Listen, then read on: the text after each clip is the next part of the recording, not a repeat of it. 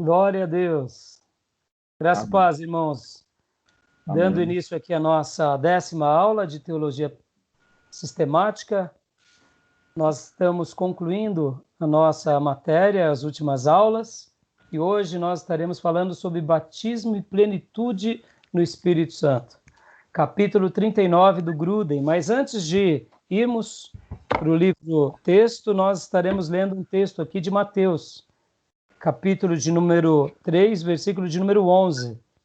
As palavras do profeta Batista, ou João o Batista.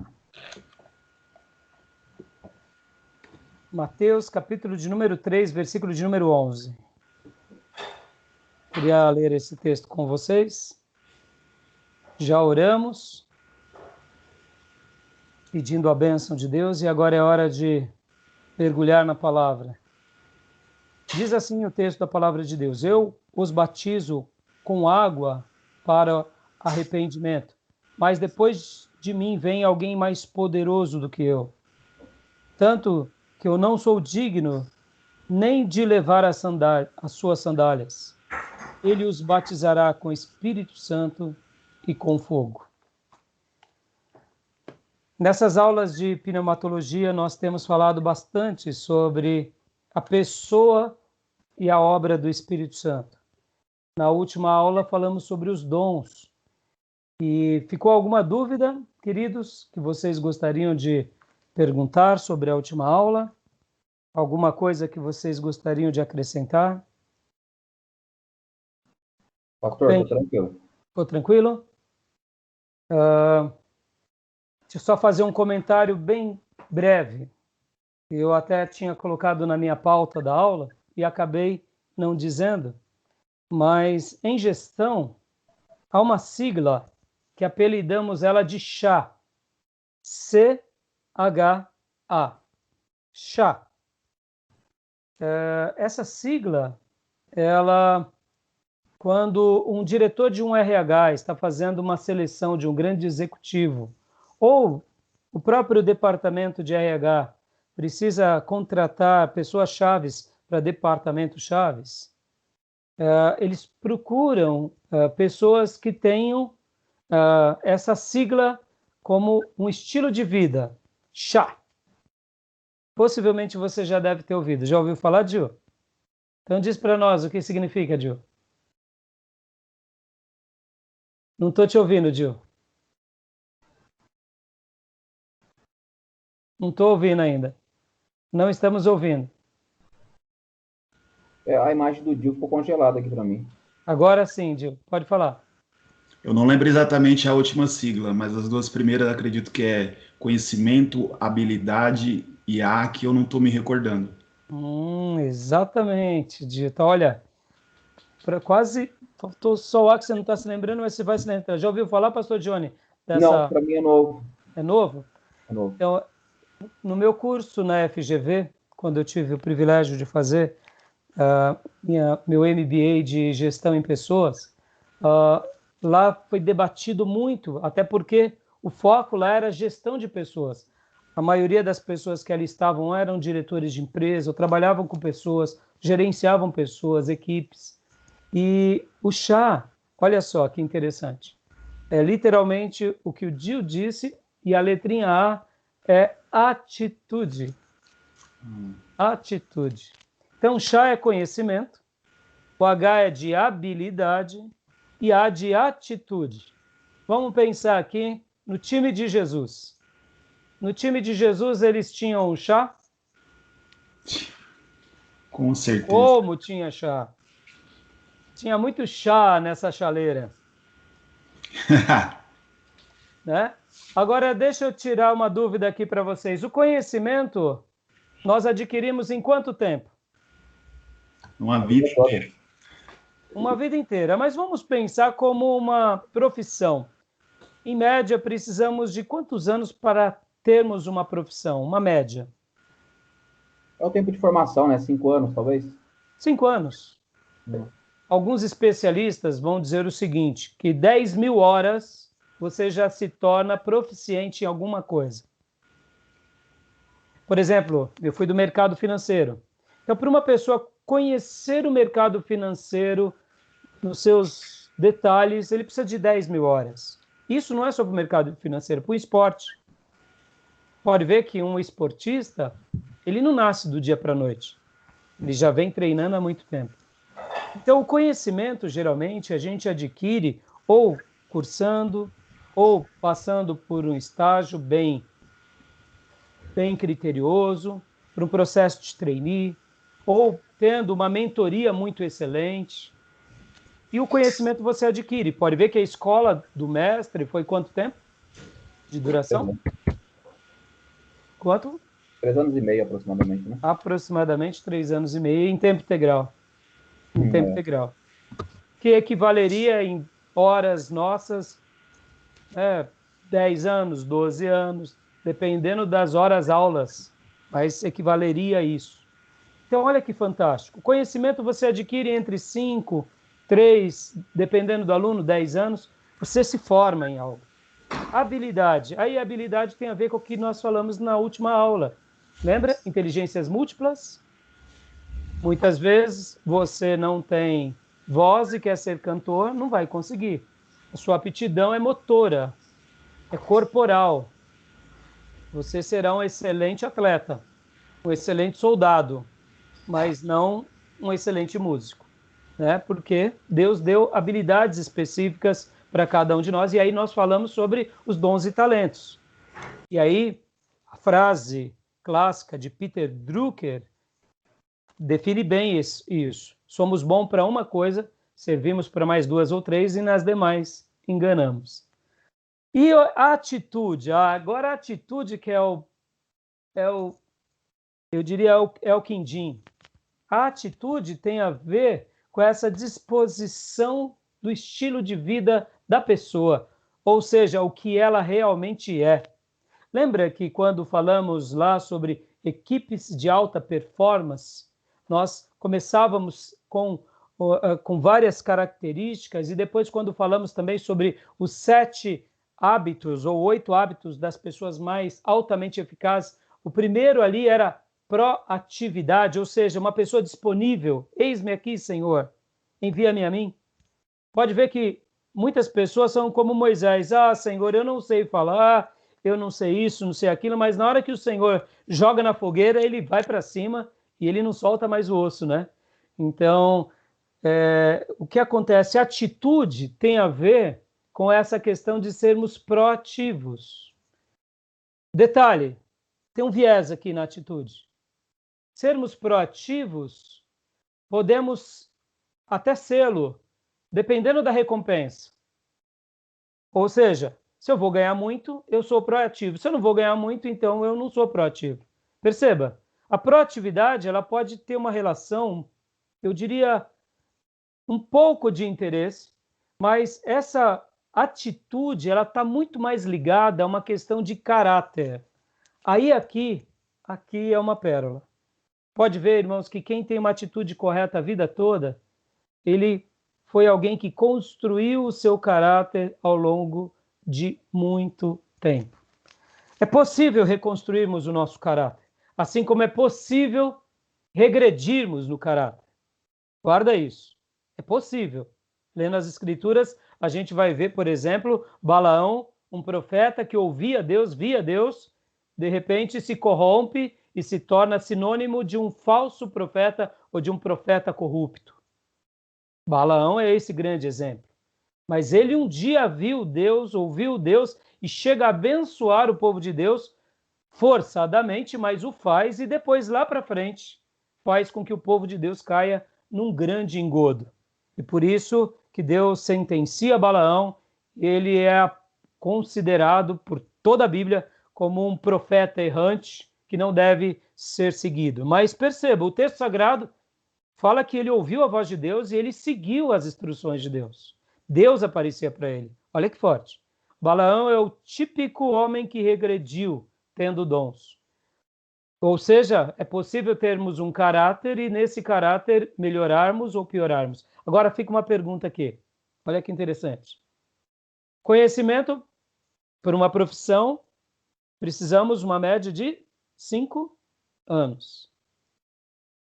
A habilidade está ligado tanto aos dons, como também está ligado às disciplinas, né? Aristóteles, por exemplo, tinha uma frase muito interessante, que com a nossa disciplina e com a nossa insistência, essa é uma ideia de Aristóteles, vem a excelência. Pode ver, quanto mais disciplina, quanto mais prática, vamos aperfeiçoando e chegamos a um ponto de excelência naquilo que fazemos. Em tudo é assim.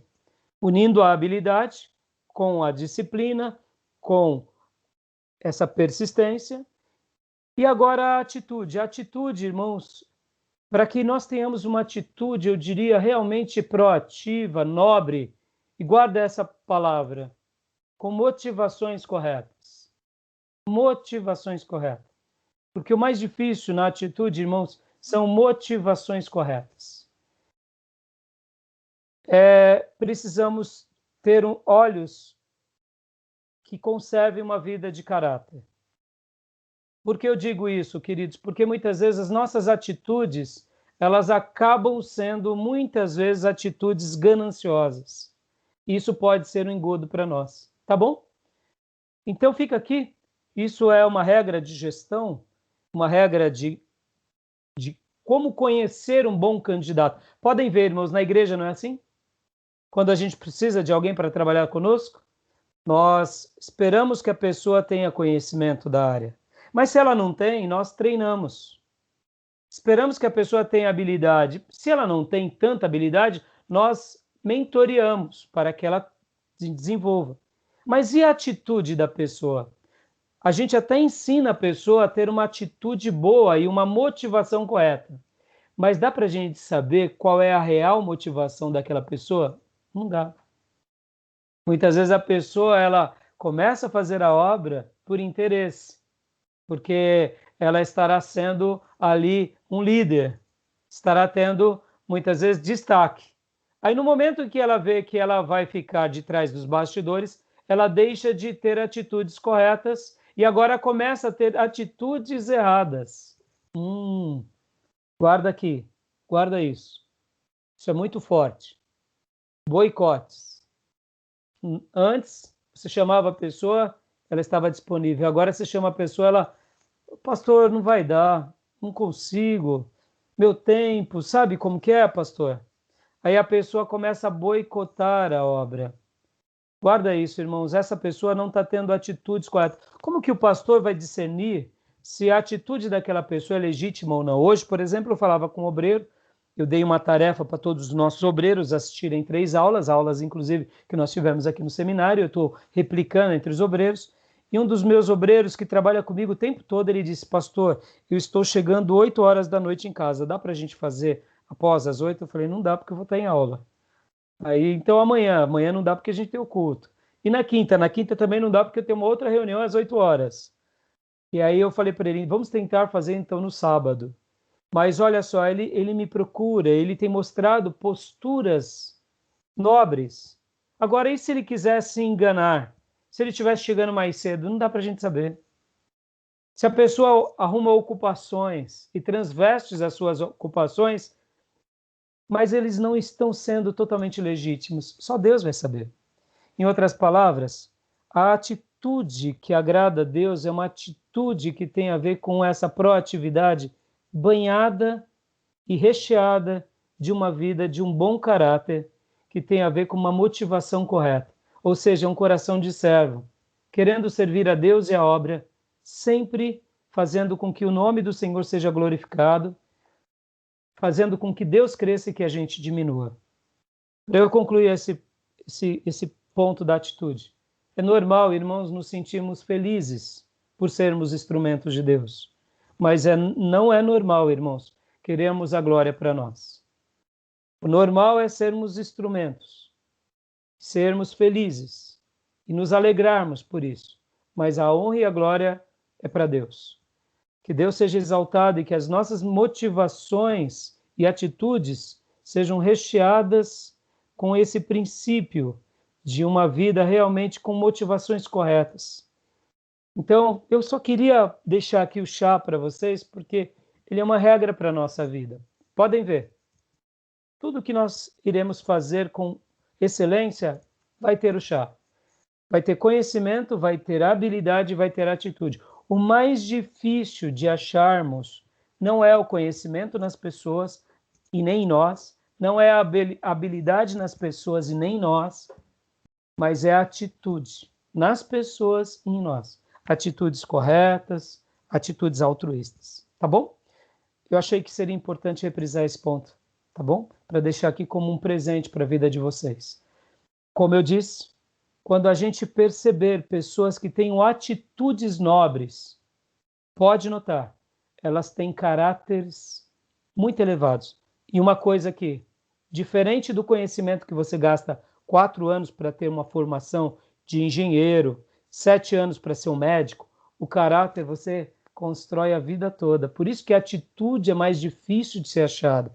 E por isso que eu digo que a atitude tem a ver com essa construção da vida da pessoa desde quando ela é gente.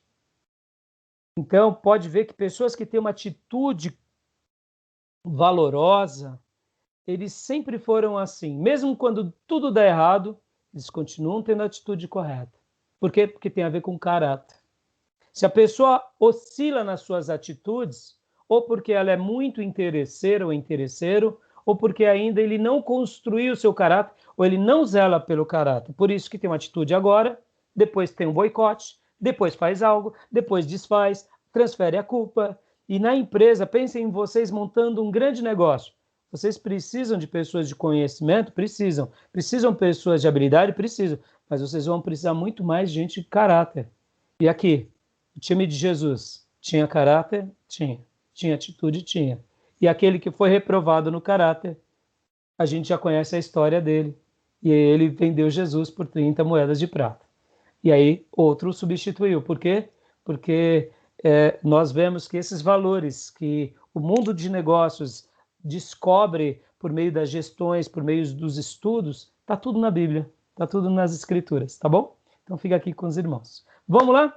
Batismo e plenitude do Espírito Santo. Vamos ler, vai ser muito bom para a gente. Entenderam perfeitamente o que eu falei há pouco? Ok. Joia. Que Deus nos ajude a termos atitudes, termos habilidades e conhecimento que glorifiquem o Senhor.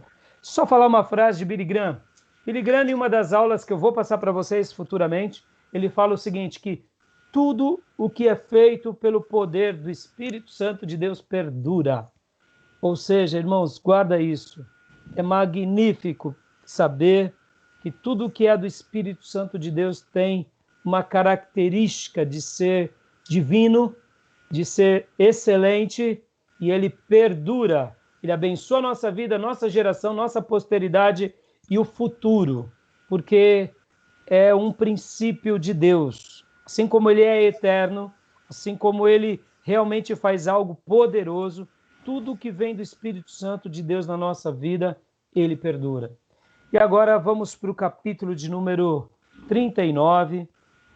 E aqui eu quero também fazer mais um comentário sobre a teologia histórica e por que os nossos irmãos históricos ou os nossos teólogos colocam esse assunto também numa parte que é muito peculiar. Olha só, batismo e plenitude no Espírito Santo, no livro do nosso querido irmão Wayne Grudem, está na parte 5, e a parte 5 do livro trata sobre a doutrina da aplicação da redenção.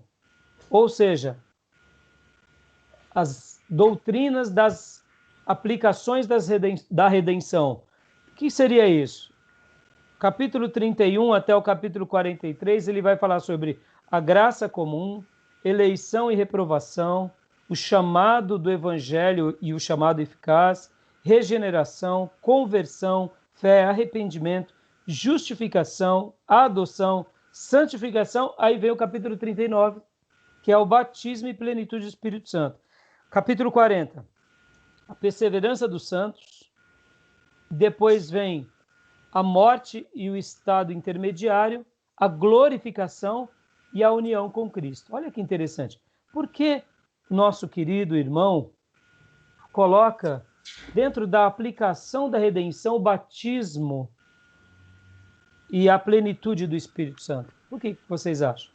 Pastor, eu não sei se é a tua internet ou se é a minha aqui, mas a tua imagem está picotando o tempo todo. Eu não consigo te ver às vezes, aí às vezes aparece. Até desculpa interromper por isso.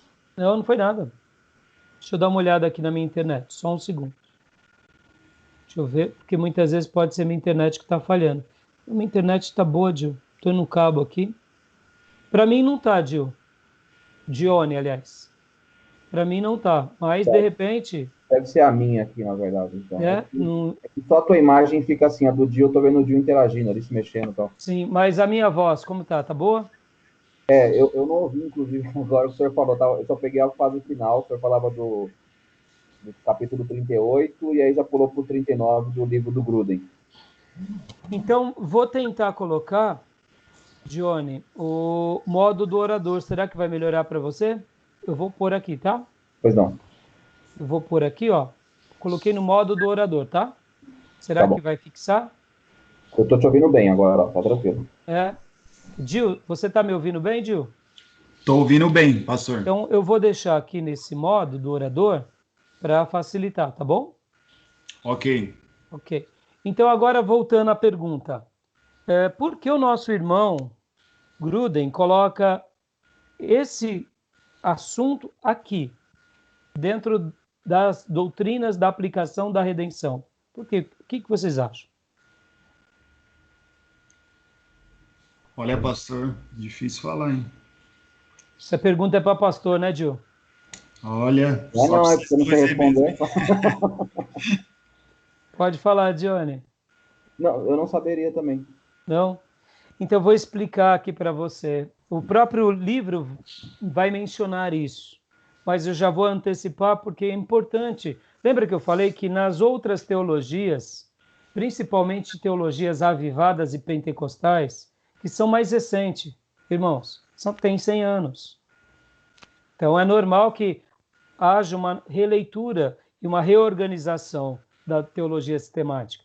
Mas aqui os nossos irmãos históricos entendem que, assim como Cristo, ele pratica a obra da expiação e ele realiza aquela obra nos perdoando, nos reconciliando com Deus, essa obra que é da expiação, que ele realiza na cruz, que tem a ver com a propiciação, que tem a ver com todas aquelas obras que ele realiza em nosso lugar, logo depois que ele nos redime, a redenção que é derramada sobre nós gera em nós o quê? Uma compreensão da graça de Deus. Quem é que vai trabalhar revelando a graça de Deus em nós? É o Espírito Santo.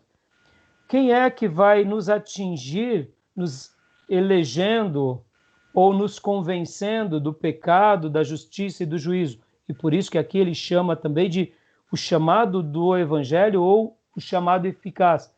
Quem faz isso é o Espírito Santo. Quem trabalha em nós com relação à regeneração é o Espírito Santo. Então, o que Cristo faz, ele faz, e quem trabalha gerando tudo isso em nós é o próprio Espírito Santo. Quem é que nos ajuda com relação à conversão, gerando em nós fé, gerando em nós arrependimento, justificação, adoção, a própria santificação? É o Espírito Santo.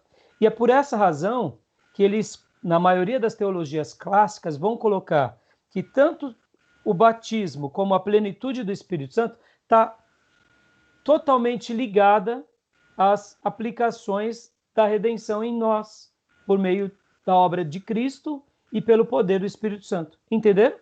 É por essa razão. Então, quando eles colocam aqui, eles não estão errados na perspectiva deles.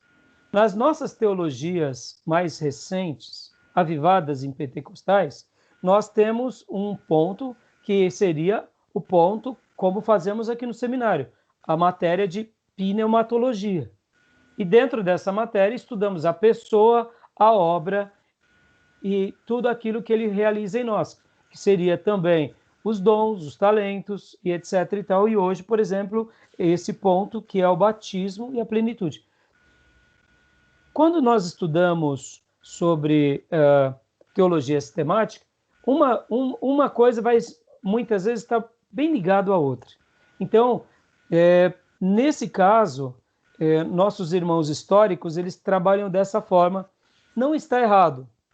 No entanto, também não está errado os avivados e pentecostais que separam. Porque, vamos dizer assim, irmãos, quando nós falamos lá, logo no início do livro sobre a pessoa de Deus, lá nós iremos falar sobre Deus Pai, Deus Filho, Deus Espírito Santo. Mas depois nós temos uma parte que nós trabalhamos só sobre o Deus Filho. E agora nós estamos tendo uma parte que falamos só sobre o Deus Espírito Santo. Estão entendendo? Então também não está errado. Sabe aquela frase em matemática que é a ordem dos produtos não altera o fator? Seria mais ou menos isso. Não está errado, o importante é saber. Imagine a seguinte situação. Um irmão está fazendo um curso teológico numa igreja ou num seminário histórico, conservador.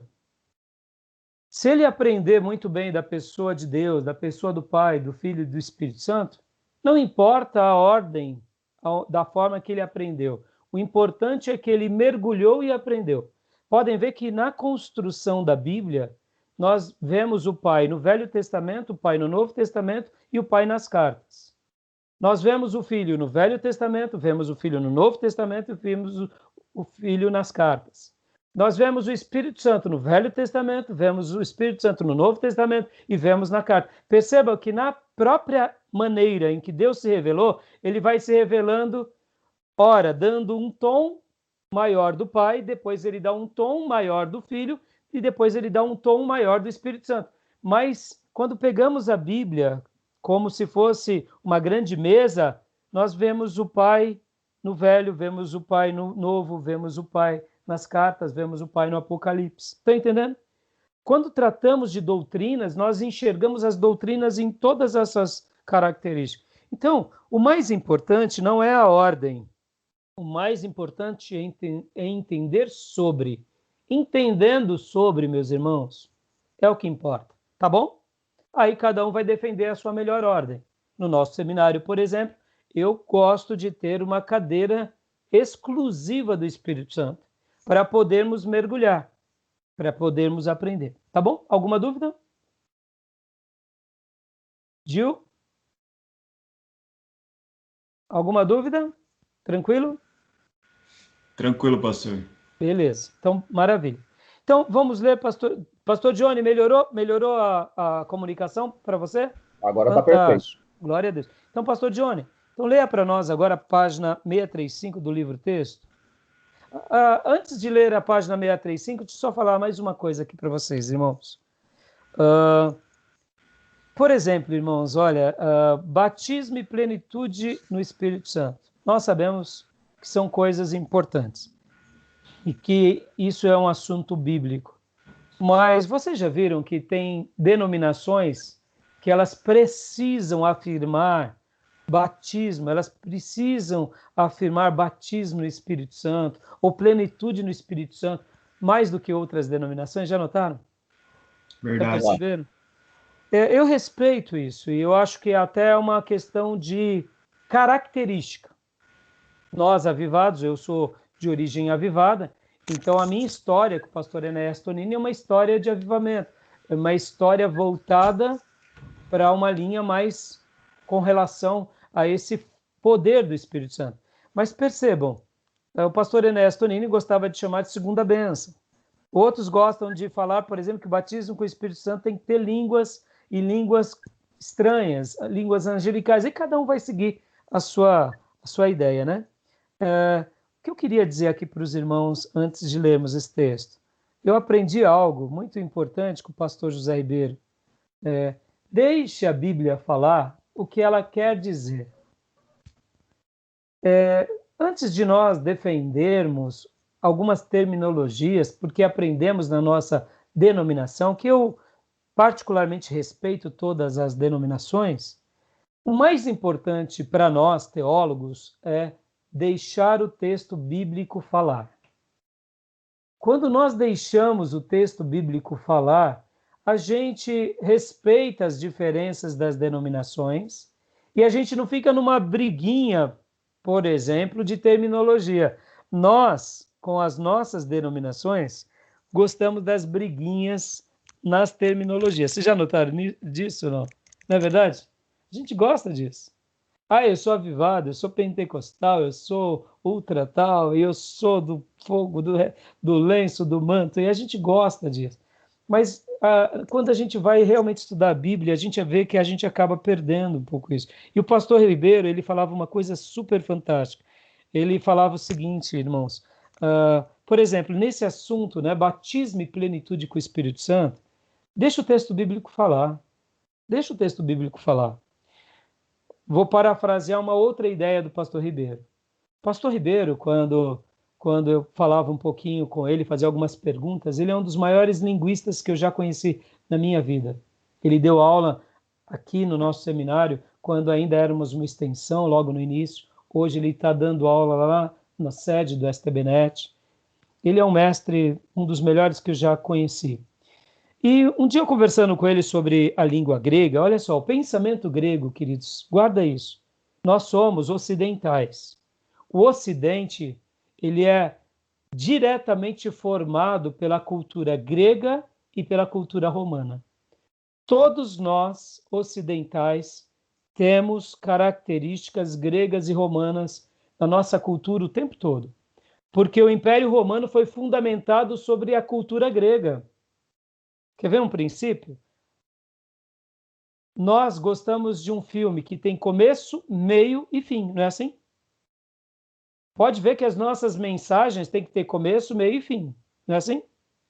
Tudo que fazemos tem que ter começo, meio e fim. Quando acabamos um filme que ele não teve fim, como que a gente fica? Que negócio é esse? Por que acabou? Como que pode? Vai ter segunda parte? Não vai. E o final? Por quê? Faz parte da cultura grega. O pensamento grego, ele é um pensamento, tem começo, meio e fim.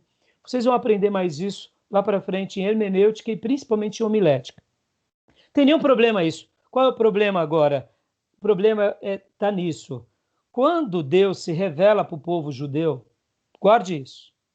Deus se revela na cultura judaica. Eles escrevem no hebraico. Deus quis se revelar usando aquele povo. Pode ver que toda a nossa Bíblia, ela é uma Bíblia, tanto no Velho Testamento quanto no Novo, de tradição judaica e cristã, mas o cristianismo bíblico era judeu, Jesus era judeu, os apóstolos eram judeus, Paulo era judeu. É um gentil aqui ou outro acolá que se converte, mas conhecia demais sobre o mundo judaico. Então Deus quis se revelar de uma forma onde o povo que recebia, que era o receptor de tudo isso, era o povo judeu. Pode ver que na língua judaica temos muito que chamamos de hebraísmos, ou seja, porque a carne, que é a carne na Bíblia? A carne significa pecado, significa erro, não é assim? Isso a gente chama de hebraísmos. Mas Deus se comunicou assim. No entanto, Deus também usa a história e usa as pessoas e usa tudo que acontece no planeta como meio para também se comunicar. Esse povo que era judeu, eles também foram atingidos pelo Império Grego e depois pelo Império Romano. Nos dias bíblicos, e um pouco antes dos dias bíblicos, o Velho Testamento, logo depois do cativeiro babilônio, foi também feito uma versão chamada Septuaginta, ou versão dos 70, que era o Velho Testamento escrito no grego. Por quê? Porque a língua grega era muito falada naqueles dias. Seria mais ou menos a influência do inglês nos nossos dias. Pode ver, a gente muitas vezes está falando português usando termos inglês. O link caiu, irmão. Link é inglês, né? Hambúrguer é inglês. A gente usa e aportuguesamos o inglês, né? Hambúrgueres. né? Não existe hambúrgueres, né? Mas já portuguesamos, isso faz parte da língua, ela é mutante, ela vai tendo essas mutações. E o povo do Novo Testamento escreve a Bíblia em que língua? No grego. Só que guarda isso que eu aprendi com o Ribeiro, irmãos. O povo que escreveu ali ainda era o povo judeu. Eles registram a Bíblia no grego, mas a mentalidade deles é judaica. Lembra que eu falei? A mentalidade do grego é começo, meio e fim. E a mentalidade do judeu, como que é? Tem começo, tem meio, não necessariamente tem fim. Pode ver que Paulo, no Novo Testamento, por exemplo, lá em Romanos, ele começa a falar uma coisa aqui, ele abre uma janela aqui, quando ele vai ver, ele abre 10 janelas sobre o livro de Romanos, por exemplo, você fala, pelo amor de Deus, o que Paulo está falando aqui? Porque a discussão judaica é assim, eles começam a falar um assunto, entram para outro assunto, entram numa outra porta, vai para uma outra sala, e quando vai ver, eles não voltam mais. Aí você pergunta, mas acabou? Acabou. Porque foi inteligente. Muitas coisas no Novo Testamento, e assim, pode ver que o Novo Testamento tem hora que você fala assim, mas por que está tudo isso dessa forma? Por que aqui o evangelista começa a escrever uma coisa e vai para outra? É porque eles tinham começo e não necessariamente precisa se ter um fim. Vocês conseguiram compreender? Deu para compreender? Deu, pastor Johnny? Deu, Gil? Deu para compreender? Faltou só um fim aí para ficar claro. Como? Faltou só um fim para ficar claro. Ah, mentalidade grega, né? Legal, legal. Legal isso aí, interessantíssimo. Eu não tinha noção nenhuma desse pensamento judeu. Né? Você vê, eles escrevem no grego, mas na realidade a mentalidade deles é judaica. Porque o receptor é judeu. O receptor é judeu. A mentalidade é judaica. Eles estão escrevendo no grego, mas eles não pensam como pensavam os gregos. Pode ver que todo o povo do Oriente pensa diferente do Ocidente. Demais. Por quê?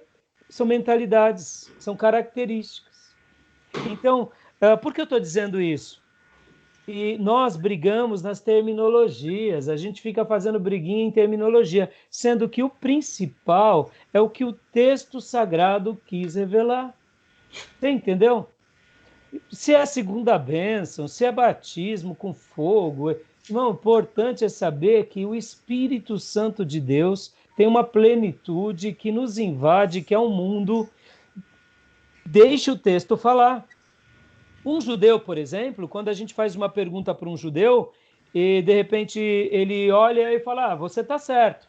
Olha que interessante, há até umas piadas entre os judeus que chegaram para o rabino Jacó, né? Moshe e Isaac, chegou para o rabino Jacó. E aí Moisés, né, no caso, fez ali a defesa dele. Falou, e apresentou a queixa dele, né, porque tanto Isaac quanto Moisés estavam discutindo sobre um certo pensamento e apresentaram para o rabino Jacó. Aí ele olhou, né, para o Moisés e falou, não, você está certo. Agora vamos ouvir Isaac. Fala, Isaac. Aí Isaac falou meia hora. Aí ele olhou para Isaac e falou, você também está certo. A gente fica, muitas vezes, numa situação dessa, a gente fica assim, não é possível. Não é possível. Os dois estão certos, então eles estão errados. Você está entendendo, irmãos? A gente tem dificuldade, pode ver que na nossa maneira de pensar, até quando a gente vai resolver um conflito, a gente fala, você está certo, você está errado. A gente taxa começo, meio e fim. E sendo que muitas vezes são razões diferentes. E é isso que eu quero dizer, que a mentalidade do grego do Novo Testamento é uma mentalidade judaica. Deixa o texto falar. O que o texto falar, deixa falar. Por que eu estou falando tudo isso, irmãos? Aqui nesse capítulo, nosso irmão Gruden, ele vai citar John Stott, ele vai citar outros autores, e vai ter horas. Esse capítulo foi um dos que eu mais briguei com ele, risquei bastante, rascunhei, disse em várias partes, que maravilha, aqui eu coloquei discordo, e aí teologia é isso, irmãos, é discutir, é aprender, é refletir, e saber que quem tem a verdade absoluta é as Escrituras. A gente argumenta, a gente arrazoa sobre os assuntos. A gente pensa ter ora razão. em muitos momentos não. Estão entendendo? Compreenderam? Sim. Beleza?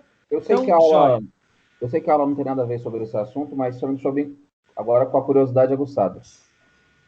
O conflito entre o povo romano e judeu, obviamente, era por uma questão política, mas essa questão de pensamento era muito latente os conflitos por conta do pensamento que envolvia cada um dos povos ali.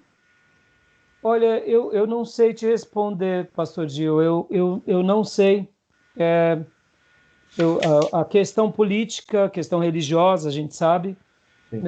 mas eu não sei te responder se era muito latente. Uma coisa que a gente aprende, né, principalmente eu aprendi nos meus dias de seminário, é que assim a característica dos romanos era uma característica muito pragmática. Lembram na visão de Daniel? Na Sim. visão de Daniel, a estátua? Sim. A última parte que representava os pés, eles eram de ferro e de barro, Ah, representando o Império Romano, muito forte e tal, mas também muito frágil, né? O que acontece? Uma das características dos romanos é que eles eram muito práticos. Podem ver que eles fundamentam, e por isso eles tiveram muito êxito, toda a construção do Império Romano sobre a inteligência dos gregos. Os gregos criam, né, as cidades, são praticamente aqueles que fazem as metrópoles, as discussões das cidadanias, uma democracia, uma república, praticamente isso tudo é grego, tudo isso é grego. As discussões, e aí o que acontece? Os romanos vêm, quando eles conquistam, eles preservam a cultura, eles preservam a língua, eles preservam essa questão das cidades, da república, do senado, pode ver, de advogados, pode ver, toda a construção do Império Romano é em cima do Império Grego, até a religião, só mudava o nome dos deuses, mas era bem parecido, né? Então eles eram pragmáticos e os romanos, eles não eram tão ou melhor, e os judeus, eles já são mais reflexivos, né? Os judeus não são tão pragmáticos. Os judeus gostam de pensar, de refletir, lembrando um pouquinho o lado mais grego. Eles gostam de debater ideias, principalmente voltadas para Deus, para a vida espiritual. Então, assim, eu acredito que essa tensão estava muito mais ligada a questões das religiões e pelo domínio propriamente dito. O livro de Marcos é escrito possivelmente para cristãos em Roma. Pode ver que ele já começa Jesus fazendo um monte de coisa. E em 16 capítulos, Jesus faz um monte de coisa, e no finalzinho do capítulo 16, ele está ensinando o povo a expulsar demônio, curar todo mundo, e aí termina o capítulo. Pode ver, Marcos é um capítulo dinâmico, ou melhor, um livro dinâmico. Possivelmente foi escrito por o povo romano. Então, você vê, a linha de raciocínio é diferente, sim. né? Legal. É mais sucinto, é mais prático, é mais, né, de conquista, né? Pode ver que eles eram povos de conquista. Chega lá e conquistou, acabou. Vamos conquistar o próximo, acabou. Conquista, né? Então eles aproveitavam o que era bom daquela cultura. E dentro disso, eles também aproveitaram o que era bom dentro dos romanos, ou melhor, dos judeus. Né? Só que os judeus, de contrapartida, não queriam isso, né? Como qualquer outra nação. Então, assim, eu não sei te dizer realmente, mas eu deduzo que Não, sim, mas havia uma elucidou bem tensão. agora. Hã? Elucidou bem. Elucidou bem. Né? É o pouco que eu sei sobre o assunto. Aí a gente poderia ver depois e pesquisar mais sobre o assunto, tá bom? Legal. Joia, vamos lá. Lê Uma para nós, pastor, aí, página 635. joia. Batismo e plenitude no Espírito Santo. Devemos buscar um batismo no Espírito Santo após a conversão? O que significa ser cheio do Espírito Santo? Vamos lá. Tradicionalmente, os livros de teologia sistemática não têm incluído um capítulo sobre o batismo no Espírito Santo, nem sobre a plenitude do Espírito Santo, como parte do estudo da ordem de salvação. Os passos através dos quais os benefícios da salvação se aplicam à nossa fé. Mas com a disseminação do pentecostalismo, que se iniciou em 1901, com a influência bem ampla do movimento carismático nas décadas de 1960 e 1970, e com o notável crescimento das igrejas pentecostais e carismáticas pelo mundo inteiro, desde 1970 até o presente, a questão de um batismo no Espírito Santo, distinto da regeneração, adquiriu uma maior proeminência. Coloquei este capítulo... Até aqui, só um minutinho. Pois não. Você viu? Aquilo que nós falamos no início, né? Possivelmente, nas teologias mais antigas, nem tinha um capítulo sobre isso. Aqui é o capítulo 39. Possivelmente era um tópico a ser tratado. Quando se falava sobre santificação, e aí vinha alguém e falava sobre o batismo e a plenitude com o Espírito Santo sendo fundamental para esse processo, entendeu? Legal. Então, assim, a gente já até argumentou sobre isso. Agora, próximo parágrafo, explicação e base bíblica. A concepção pentecostal tradicional. Perfeito. Eu só ia, se me permite aqui, eu achei interessante esse comentário dele. Pode ler. Que tem é que realmente as informações estavam tão difundidas, mas não necessariamente eram corretas. Aí eu percebo a necessidade de se ter um capítulo inteiro só para falar sobre esse assunto. Sim. Sim, não tenha dúvida. Eu acho muito importante, assim como a pessoa e a obra do Espírito Santo ser um bloco na teologia sistemática. É a minha leitura, né? Okay. Tá bom? Então, sobre essa concepção pentecostal e a tradicional, leia para nós agora, no finalzinho da página 635, pastor. 635, vamos lá. O tema deste capítulo se tornou importante hoje porque muitos cristãos dizem ter experimentado um batismo no Espírito Santo que veio depois que eles se converteram e trouxe grandes bênçãos para a vida deles. Alegam que a oração e o estudo da Bíblia se tornaram muito mais importantes e eficazes, que descobriram nova alegria na adoração e muitas vezes dizem que receberam novos dons espirituais, em especial com mais frequência o dom de falar em línguas.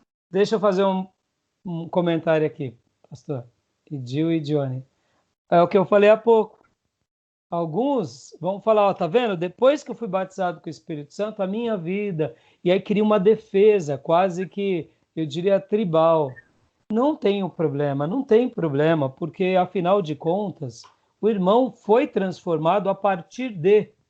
Mas eu pergunto, e se a sua vida foi transformada depois de uma cantata de Natal? Então é a cantata de Natal que vai ser o ponto alto da tua vida. Vocês estão entendendo o que eu quero dizer? Sim. Então, deixa a Bíblia falar. Jacó teve um encontro no Peniel. Alguém mais teve um encontro no Peniel? No Vale do Jaboque? Ninguém mais. Né? Davi, por exemplo, teve experiências variadas na sua vida. Elias teve experiências diferentes. Paulo foi indo para Damasco, numa estrada. Então quer dizer que Paulo poderia escrever um livro falando sobre a importância de pegarmos e irmos para Damasco, porque toda vez que a gente for para Damasco, veremos o Cristo ressurreto. Vocês entendem? As pessoas ou nós associamos que a experiência com Deus está ligada diretamente àquilo que eu fiz ou que eu passei.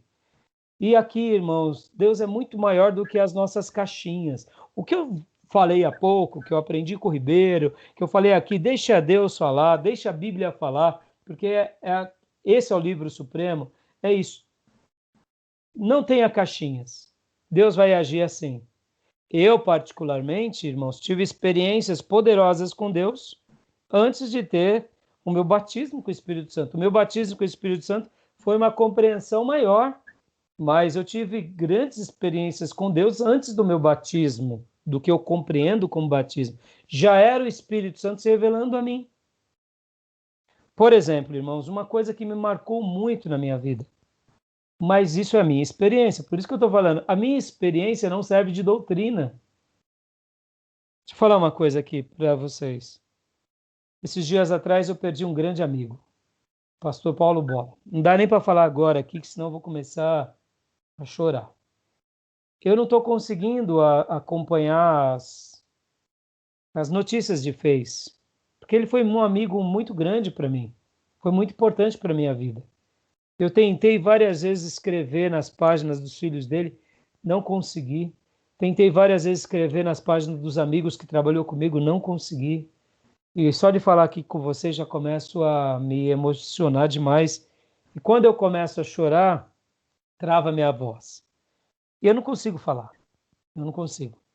Então, assim, eu amo poder derramar lágrimas enquanto prego, tudo, mas eu não consigo, porque a minha voz trava e eu não consigo falar mais. E eu preciso alimentar o povo, né? Então, o que eu quero dizer com isso? Uma das minhas maiores experiências na minha vida cristã foi chorar aos pés de Cristo. Eu me lembro que por várias vezes eu aprendi a chorar aos pés de Cristo, pedindo perdão pelos meus pecados, chorar pela grandeza daquela visitação, o choro da alegria. E quando eu fui, eu diria, batizado com o Espírito Santo, em que eu recebi o dom de línguas, eu falei falei em línguas estranhas, foi maravilhoso. Mas se eu fosse comparar chorar aos pés do Senhor, o regozijo da alegria, ou falar em línguas, chorar aos pés do Senhor é muito mais maravilhoso do que falar em línguas. É o que é para mim.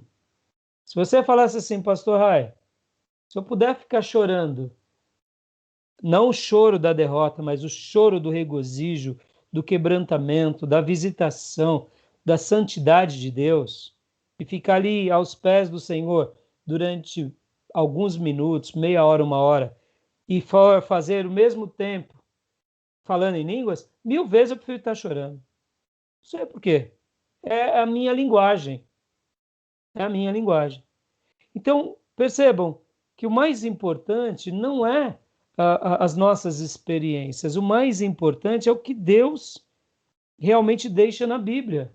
Nem todo mundo na Bíblia era chorão. Jeremias era chorão. Paulo a gente não vê como um chorão. João era um camarada bravo que se torna tenro, ou melhor, que se torna amável, né? Então, a gente nota o seguinte, que nós temos esses problemas, né? Porque a gente classifica que aqui, depois daqui, se você fizer, a gente põe Deus na caixinha, e não é. Não é. A pessoa pode ser, por exemplo, eu me lembro das palavras de Spurgeon. Spurgeon dizia que se ele pudesse escolher um momento para morrer, ele preferiria morrer pregando. Porque ele falava assim que ele sentia tanta unção e tanta virtude vindo da parte de Deus enquanto pregava, que era o momento mais alto e mais glorioso da vida dele, era aquele em que ele se colocava diante de uma tribuna pregando à sua congregação, ao seu povo. Tanto é que por isso ele é chamado príncipe dos pregadores. Eu fico imaginando, eu tenho vários livros de Spurgeon, eu amo ler Spurgeon, e fica aqui a minha recomendação, leiam tudo que vocês puderem de Spurgeon. Irmãos, eu quando fico lendo Spurgeon, eu falo, meu Deus, como deve ter sido esse homem pregar? Como deve ter sido esse homem falar? Porque se no texto aqui eu já sinto a unção de Deus, imagino ouvir o som, as entonações, os gritos, o choro. Meus irmãos, devia ser algo fora do comum. Então, Spurgeon, a experiência dele, a maior experiência dele era enquanto pregava. Olha que interessante. Então ele poderia dizer o seguinte, irmão, se todo mundo pregar, que nem eu prego, vai ser cheio do Espírito Santo. E ele dizia, se eu pudesse escolher um momento para morrer, seria esse, porque eu apagaria aqui, fecharia os olhos e já abriria os meus olhos novamente na presença do grande rei. Olha que fantástico. Com os anjos o glorificando. Então, aqui é exatamente isso. A gente fecha, né? A gente põe Deus numa caixinha, o Espírito Santo numa caixinha. Irmão, tem nada disso. Pode ser num sonho, a tua maior experiência, como foi de Salomão. Pode ser numa visão, como foi com José. Pode ser. Como vai ser? Não sei. Eu sei de uma coisa. Pode ser com um anjo aparecendo, como foi com Maria. Gabriel vindo. Ou como foi com Zacarias e Isabel, um anjo. Como que vai ser? Não sei. Uma coisa eu sei, o Espírito Santo age e deixa Deus falar como ele quer falar, tá bom? Então, leia para nós mais um pouquinho, pastor. Vamos lá. Essa posição pentecostal ou carismática tradicional é sustentada usando-se a Bíblia da seguinte maneira. E aqui ele vai dar os pontos, né? Uhum. Leia primeiro e o segundo ponto apenas. Vamos lá. Os discípulos de Jesus eram crentes nascidos de novo muito antes do dia de Pentecostes, talvez durante a vida e o ministério de Jesus. Mas com certeza, na hora em que Jesus, depois de sua ressurreição, soprou sobre eles e disse-lhes: recebeis o Espírito Santo, como é dito em João 20:22. E o segundo ponto, Jesus, no entanto, ordenou a seus discípulos que não se ausentassem de Jerusalém, mas que esperassem a promessa do Pai, como é dito em Atos 1:4, dizendo-lhes: sereis batizados com o Espírito Santo não muito depois desses dias, conforme é dito em Atos 1:5. Ele lhes disse: recebereis poder ao descer sobre vós o Espírito Santo. Os discípulos então obedeceram então a ordem de Jesus e esperaram em Jerusalém que o Espírito Santo viesse sobre eles, de modo que recebessem nova capacitação para testemunho e ministério. Deixa eu só fazer um ponto aqui. A transfiguração foi o próprio poder de Deus em loco ali ou não? Creio que sim. Acredito que sim. Foi maravilhoso aquilo. Eles ficaram atônitos. A Bíblia diz que Pedro não sabia nem o que dizer. Como diz o nordestino, ele ficou abilolado, ele ficou ali extasiado, ele ficou... Senhor, vamos fazer 3 tendas, vamos ficar aqui. Ali o Espírito Santo estava atuando. Claro que estava. O Pai falou, houve uma presença poderosa.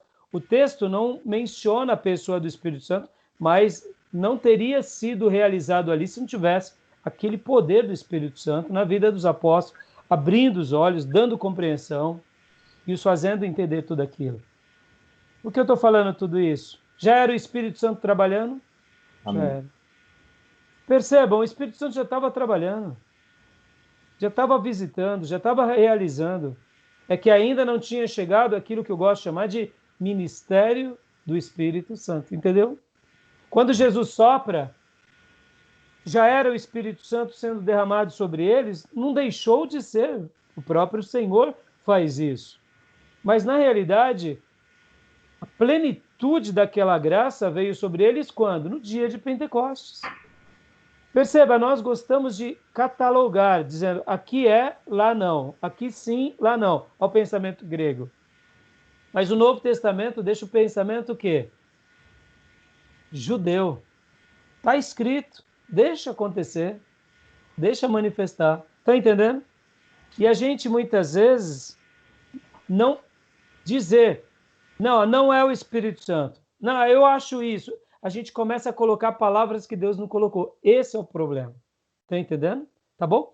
Eu vou parar a gravação e vou abrir de novo, porque já vai dar o tempo aqui, tá bom? Só um segundinho.